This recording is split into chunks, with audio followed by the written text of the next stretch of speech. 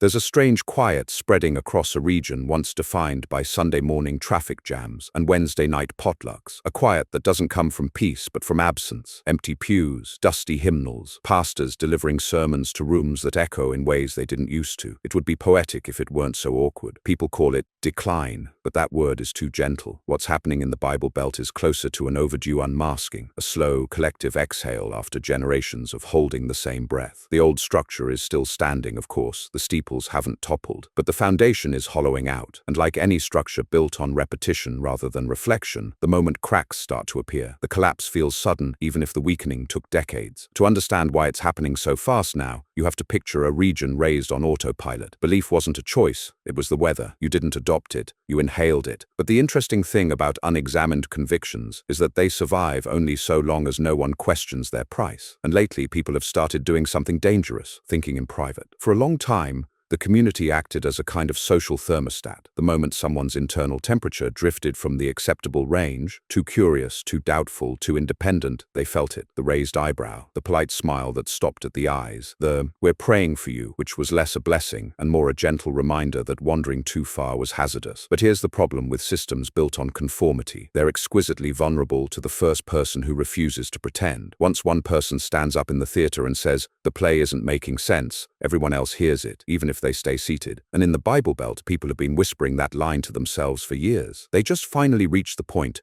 where the whisper began to feel louder than the choir. This shift didn't happen because people suddenly became rebellious. It happened because reality kept delivering contradictions that demanded attention. The promise of moral superiority didn't align with the scandals. The insistence on unity didn't fit the endless infighting. The selective compassion didn't match the rhetoric of universal love. And that's the thing about contradictions. You can ignore them, but you can't unknow them. The collapse accelerated the moment people realized they were living in two worlds. In public, they nodded along. In private, they read, listened, observed, and compared notes with friends who were just as confused as they were. And at some point, private honesty began to outweigh public performance. Technology didn't help the old guard. It's hard to maintain a perfectly controlled worldview when everyone carries a global library in their pocket. The gatekeepers used to decide what questions were safe. Now anyone with a signal can open 10 tabs and discover that the answers they were taught are not the only answers available. That kind of access doesn't just expand knowledge, it dissolves fear. And fear was always the invisible glue holding much of this system together. Fear of stepping out of line, fear of punishment, fear of social exile disguised as concern. But fear loses its grip once people realize others feel the same doubts. The chain only works when everyone thinks they're the only link trying to break free. Communities that once counted on secrecy and shame now have to contend with something entirely new. The truth that people aren't afraid anymore. Not because they've become reckless, but because reality finally feels safer than pretending. There's a moment, an almost imperceptible one, in every failing institution when the story it tells stops matching the lives of the people inside it. And when that gap widens, there's no sermon powerful enough to close it. That's the moment the Bible Belt is living through right now. Not a crisis of belief, but a crisis of credibility. And credibility is the one thing no institution can lose and still expect loyalty. What's happening is not rebellion, it's awakening, not a radical rejection, but a quiet, thoughtful reassessment. People aren't running away, they're stepping out. There's a difference. One is emotional, the other is intellectual. And in the Bible Belt, intellect has finally entered the conversation, not as an enemy, not as a threat, but as a companion people were never allowed to sit beside. The irony is almost cinematic. The region that insisted it had all the answers is now wrestling with questions it never prepared for. The region that preached certainty is now confronting ambiguity it can't control. The region that insisted doubt was dangerous is now learning that unquestioned certainty is far more hazardous. And none of this is happening with fireworks or fury. It's quieter than that, more intimate, more personal, the kind of transformation that starts in the space between one breath and the next. People don't abandon lifelong beliefs because they're angry. They abandon them because something inside finally asks, does any of this make sense? And once that question forms, the collapse isn't sudden, it's inevitable. This isn't the story of a region losing its soul. It's the story of a region finally discovering it. The most striking part of this shift is how quietly it moves. Not like a revolution, but like a house settling. Small internal shifts, hardly noticeable at first, until one day a door stops closing the way it used to. People in the Bible Belt still go to the same grocery stores, drive past the same church marquees,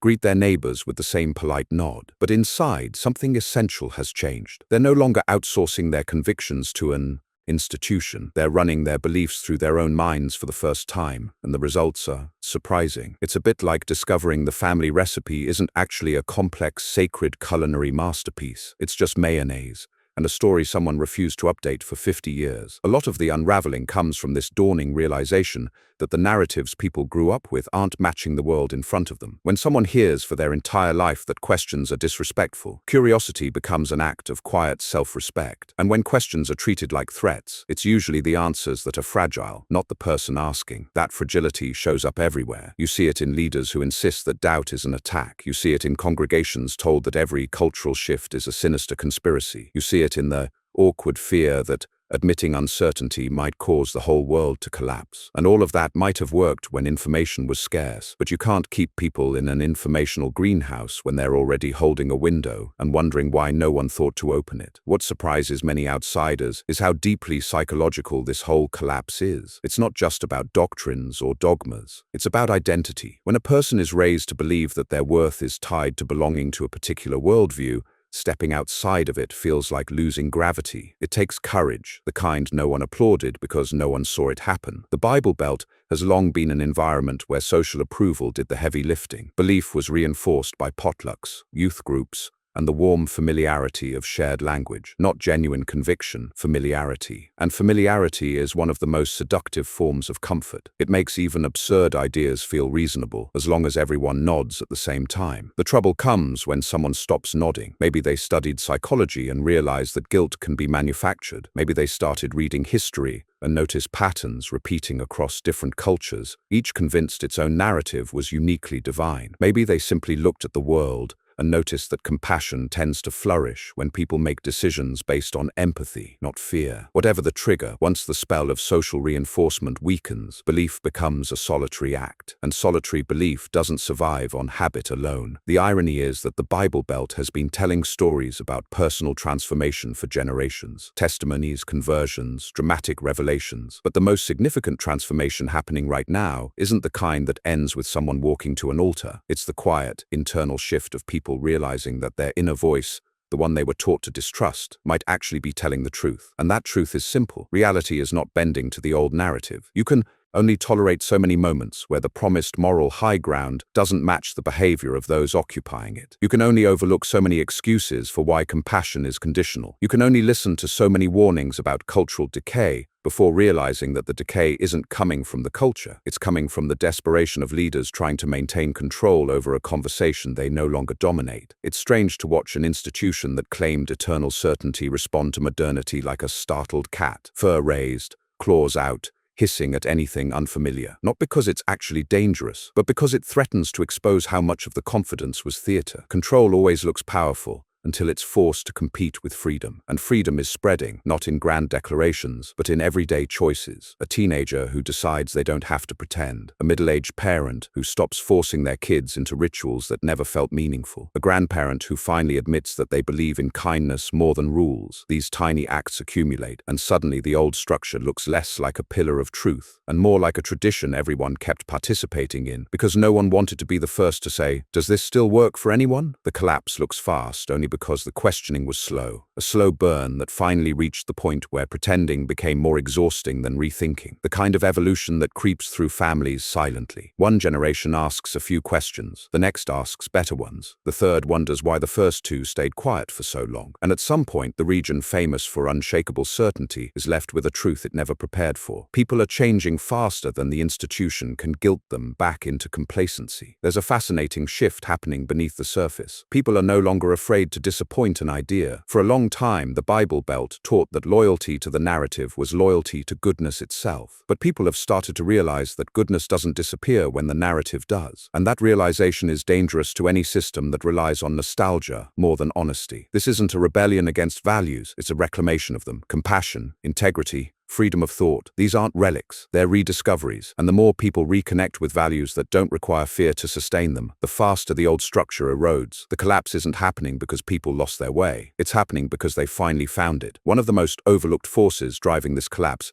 is simple exhaustion, not the physical kind. People can handle Sunday schedules and potluck logistics. It's the exhaustion of maintaining a worldview that constantly asks you to ignore your own eyes. The emotional labor of pretending is far heavier than most people admit. It starts subtly. A person hears a sermon that doesn't quite make sense. Something about it feels off. Maybe the logic, maybe the tone, maybe the absolute certainty about things that look ambiguous everywhere else. They feel a flicker of confusion. But confusion is uncomfortable, so they bury it. Still, something is different now. They're listening in a way they didn't used to, not to learn, but to detect the mismatch between the message and the real world. Once someone begins listening with that ear, everything shifts. Suddenly, the inspirational stories sound suspiciously curated. The moral lessons feel oddly selective. The claims of spiritual superiority begin to resemble PR statements more than insights. Even the community's warmth starts to feel conditional. A hospitality that works beautifully if you stay within the script, but evaporates the moment you question the plot. Human beings can handle pressure, but not contradiction, not endlessly. And the Bible Belt has asked people to live inside contradictions for decades. Love thy neighbor, but only certain neighbors. Don't judge except in the approved directions. Seek truth, but only if it's pre-approved. Ask questions, but only the questions with answers printed in the back of the book. It's astonishing how resilient people can be in the face of difficulty, yet how quickly they unravel when forced to deny their own reasoning. The mind doesn't want to betray itself. Sooner or later, something gives. What's giving now is the collective willingness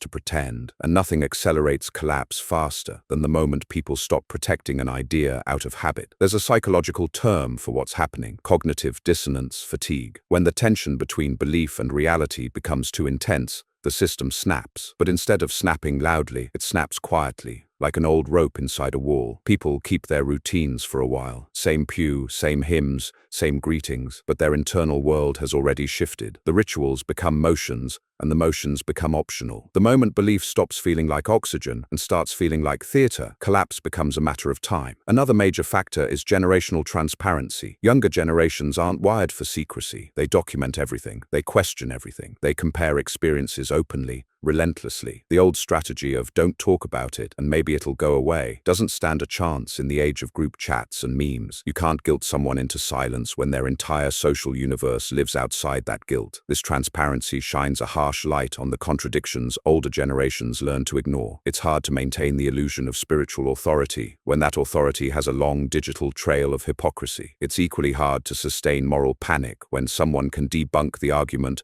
with a 5-second search and a screenshot. In a way, technology didn't create doubt. It democratized it. Doubt used to be a private affair, something people whispered to a spouse or a very trusted friend. Now it's shared, examined, laughed about, debated, supported. When one teenager in a rural town questions doctrine, it used to feel like betrayal. Now it feels like joining a group chat with millions of members. And nothing terrifies an institution built on conformity more than a population that can compare notes. But the collapse isn't just generational. Older adults are leaving at an astonishing rate too, not because they've suddenly become rebellious, but because they've lived long enough to recognize patterns. Many have seen how dogma shapes politics, families, and communities. They've seen who gets excluded and who gets excused. They've seen how often fear is presented as wisdom. They're tired of bad answers, tired of guilt dressed as guidance, tired of pretending that certainty is the same thing as clarity. And there's something liberating about reaching an age where you stop performing for approval. When you realize you don't need permission to think for yourself, the world becomes quieter, calmer, more honest. The Bible Belt was built on the idea that people need external authority to stay grounded. But what's happening now reveals the opposite. People feel more grounded when they stop outsourcing their thoughts, when they trust their own instincts, when they notice that morality doesn't collapse the moment they stop following a script. This shift is frightening to leaders who built their identity on being gatekeepers of truth. If people learn they can navigate life without the institution's instructions, then the institution becomes optional. And nothing terrifies an authority figure more than becoming optional. That fear shows, not in humility but in panic. You can see it in the increasingly dramatic warnings about cultural decay,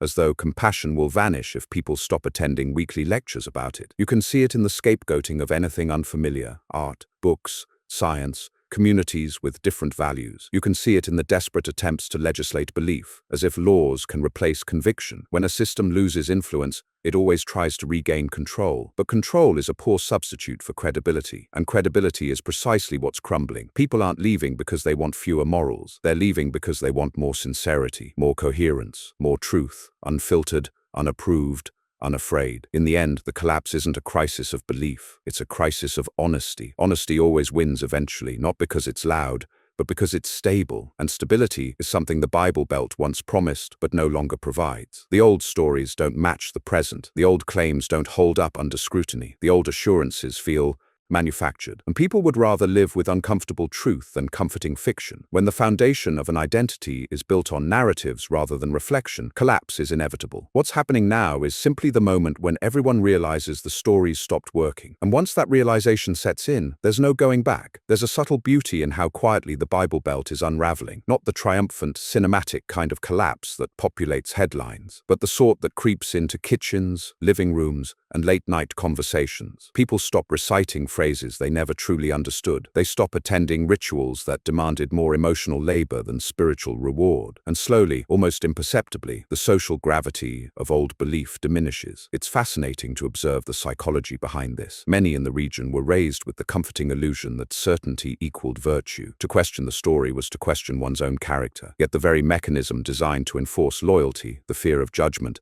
has now become fragile. The glue that held belief together is fading, not because it was weak, but because it depended on unanimity. And unanimity has quietly fractured. We often underestimate the weight of internal dialogue. When a person realizes that they can evaluate a moral claim without deferring to authority, they enter a cognitive territory entirely new to the region. They begin to notice inconsistencies in sermons, hypocrisies among leaders, and the absurdity of moral rules enforced selectively. This isn't rebellion, it's perception finally catching up with experience. History is littered with examples of slow, quiet revolutions. Societies don't collapse with dramatic fanfare. They collapse when the assumptions that once demanded compliance are no longer plausible. And the Bible Belt is a textbook case. It's not just losing members, it's losing unquestioning loyalty. People are no longer buying the story wholesale, and the fractures multiply faster than anyone expected. Consider the role of language in this process. Hymns, scripture passages, and pious cliches once provided cohesion. But repetition cannot sustain conviction forever, especially when the words begin to sound hollow. When the repetition becomes noise, people start listening to silence. In that silence, they discover something surprising. They don't feel worse for questioning. In fact, they often feel more alive, more aligned with reality. That's a shift that no moralizing can reverse. The economic and social networks in the Bible Belt also play a role. Churches have long functioned as the central hub for everything from childcare to socialization